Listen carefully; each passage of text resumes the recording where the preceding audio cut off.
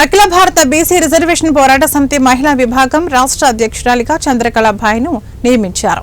కర్నూలులోని BC reservation పోరాట సమితి కార్యాలయంలో జాతీయ అధ్యక్షుడు అభిరామ్, జాతీయ కార్యదర్శి పొత్తుల లక్ష్మీకాంతయ్య నియామక పత్రాన్ని చంద్రకళాబాయికి అందజేశారు. బీసీల కుల గణనను రాష్ట్ర ప్రభుత్వం చేపట్టాలని వారు కోరారు. బీసీల అభివృద్ధికి తన వంతు కృషి చేస్తానని చంద్రకళాబాయి తెలిపారు.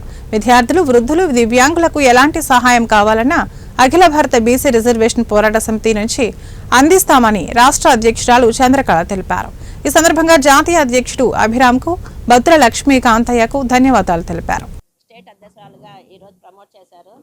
అన్నగారికి చాలా థ్యాంక్స్. నా పేరునే కాదు, నా పోరాటాన్ని కూడా నేను నిలబెడతానని జాతీయ అధ్యక్షులు గారికి నేను మనవి చేస్తున్నాను.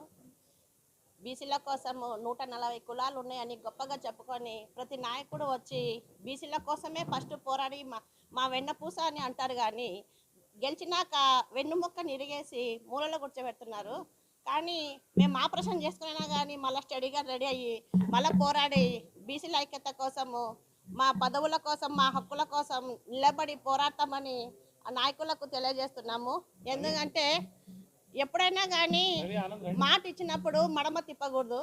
మా బీసీలకి ఎప్పుడు వెనకడుగు వేస్తూనే ఉన్నారు. ఎంత వెనకడుగు వేసినా, ఎవరు ఎదుర్కొన్నా మళ్ళీ మనం ముందు పోయి పోరాడతాము, సాధిస్తాము, మేమున్నామని నిరూపిస్తాము.